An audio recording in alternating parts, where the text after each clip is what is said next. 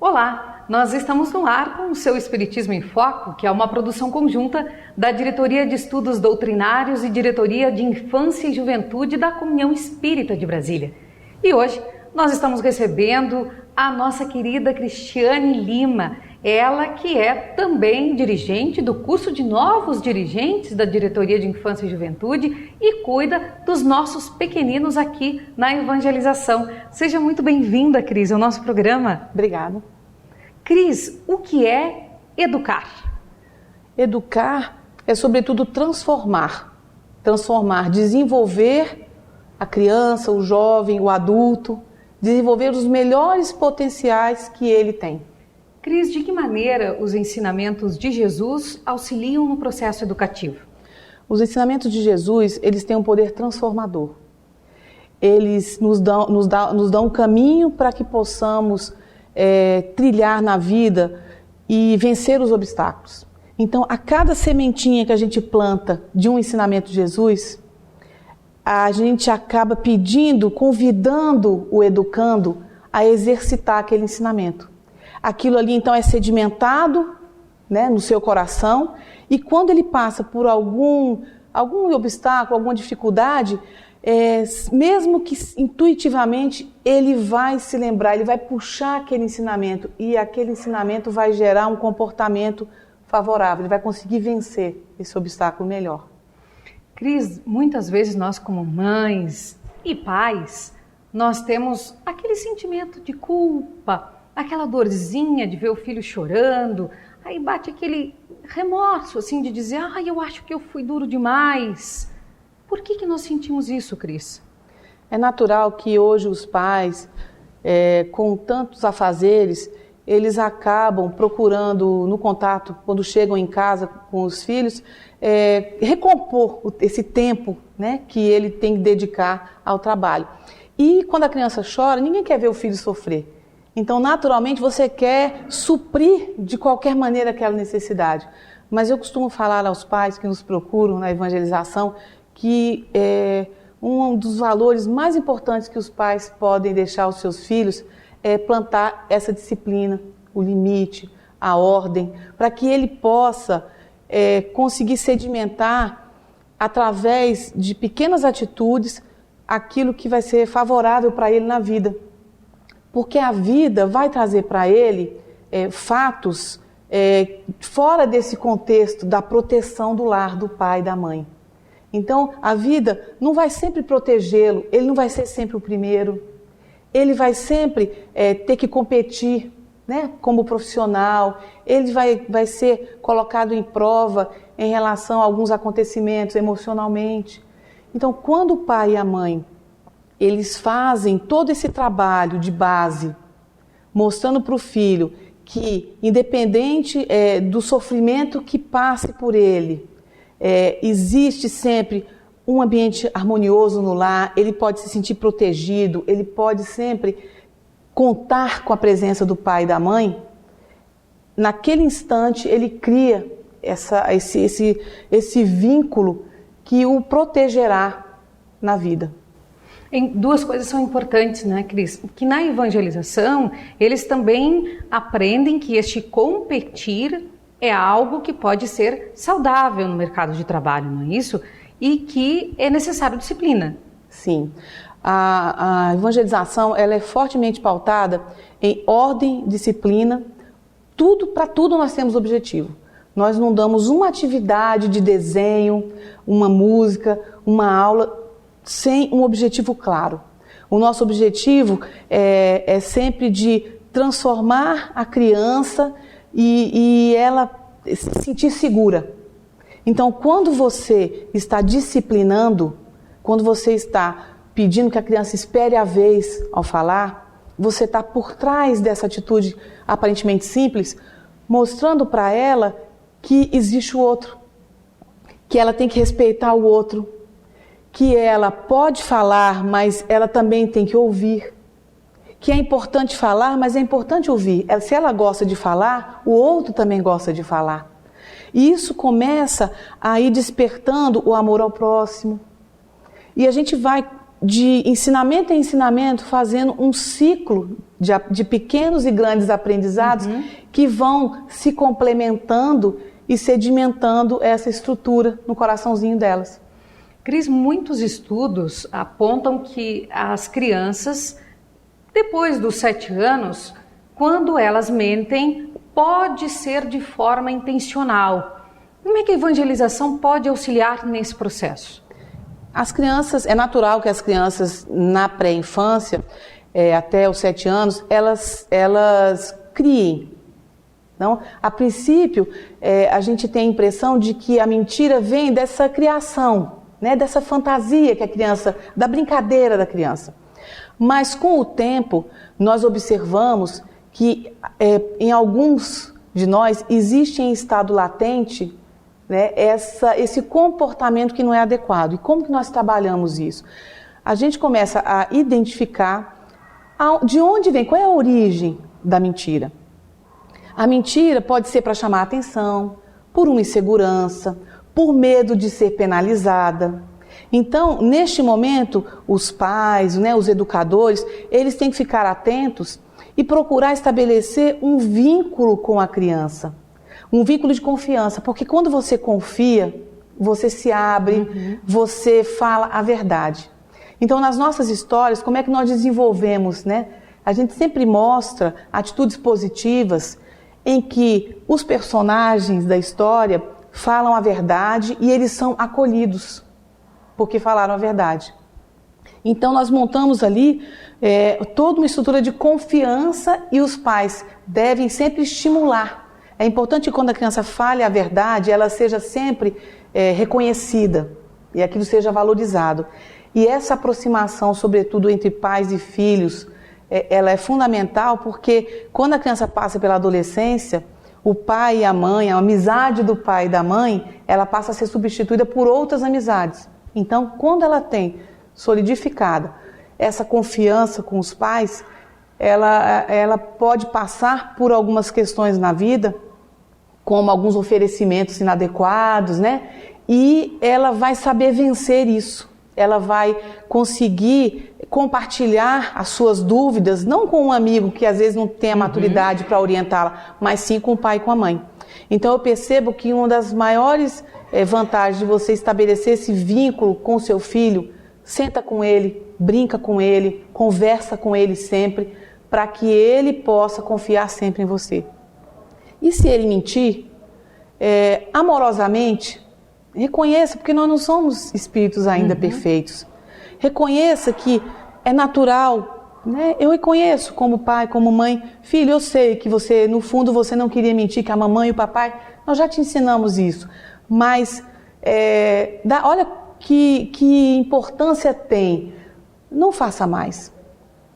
Que consequências teria? Exemplifique, mostre o caminho mais correto, que as crianças, elas sabem, todos nós trazemos lá na nossa consciência esse código. Todos nós trazemos. Então, nosso papel enquanto educadores, pais e mães, é sempre despertar esse código de amor que está gravado na nossa consciência. Cris, um outro fator importante é que muitos educadores também revelam que as crianças, elas repetem aquilo que elas veem. Como que a evangelização pode auxiliar esses pais que de repente têm alguns conflitos em casa e que na evangelização a criança acaba demonstrando? O ambiente familiar, ele existe para o enriquecimento e o desenvolvimento de todos os membros da família. Não é à toa que viemos naquela nossa família. Então, realmente o dever dos pais, eles têm esse requisito fundamental que manter sempre o equilíbrio entre o discurso e a prática. Então, no momento em que você quer que o seu filho fale a verdade, se alguma pessoa que te liga e que você naquele momento não quer atender, você fala, diz que eu saí, diz que eu estou no banho, você tem ali uma incoerência entre o discurso e a prática. Então, isso nos obriga, enquanto pais, a desenvolvermos também atitudes e hábitos cristãos. Então, o exemplo do pai e da mãe, quando ele traz na comunhão todas as aulas, demonstra que ele valoriza a permanência da criança durante o sábado na aula da evangelização. Se o próprio pai e a mãe, a qualquer compromisso externo, ele troca, né? E a evangelização é colocada no segundo plano, a criança também não vai colocar em primeiro plano. E a gente percebe que a criança, ela aprende com uma facilidade o que não é dito, porque todos nós somos transparentes. Então, essa vibração, essa harmonia do lar sempre tem que ser perseguida, para que a criança se sinta também equilibrada e que os pais possam servir, né, de espelho, e elas aí vão trilhando o seu caminho com mais segurança. Há casos em que a criança chega à casa espírita e relata como é o seu ambiente familiar? Sim, as crianças relatam, inclusive, esses exemplos, né? Então, às vezes você está ensinando uma aula de segurança física e elas falam: tia, mas meu pai não usa o cinto de segurança. E aí, como que a gente aborda, né? São pequenas coisinhas. Tia, o meu pai passa um sinal vermelho. Ô tia, o meu pai não come verdura. E nós, né, trabalhamos esses temas, né, da convivência social, da alimentação, da higiene. São temas básicos que são trabalhados, além dos temas vinculados à criação divina, às aulas de Jesus. E aí nós sempre orientamos que a criança, então você ajuda o papai, lembra ele que às vezes o papai está com muita coisa, né, para pensar, tem o trabalho, tem as atividades dele, muitas responsabilidades. Então você lembra ele: papai, a tia ensinou como é importante usar o cinto. Olha só. E aí há essa mobilização, né, da criança, que é um espírito em evolução, apesar de estar no estado infantil, ensinando para um outro espírito que ocupa um estado adulto. Então, esse ciclo é um ciclo muito bonito. E por falar em ciclo, o Livro dos Espíritos é muito claro para aquele jovem, aquele adolescente que às vezes tem a vontade de dizer assim: eu tenho que ter 18 anos logo, porque daí posso fazer o que eu quiser.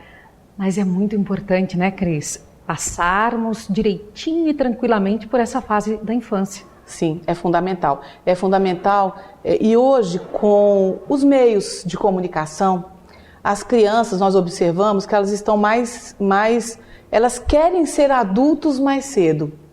E é através de pequenos comportamentos. Então, crianças de 4 anos que já usam maquiagem, que vêm com a unha pintada, crianças de 4 anos que falam: tia, eu tenho um namorado. Né? E às vezes os pais não sabem como lidar e acabam deixando passar. Mas nós não podemos deixar passar. A gente tem que sempre lembrar que a fase da infância é uma fase para consolidar bons valores. Quando a criança nasce, nesse período, ela é aberta a ser moldada. Por isso é tão importante nessa fase os pais insistirem nos ensinamentos de ordem, de disciplina, do amor, do respeito, e com muita paciência e com muita persistência, porque a criança aprende também com a repetição.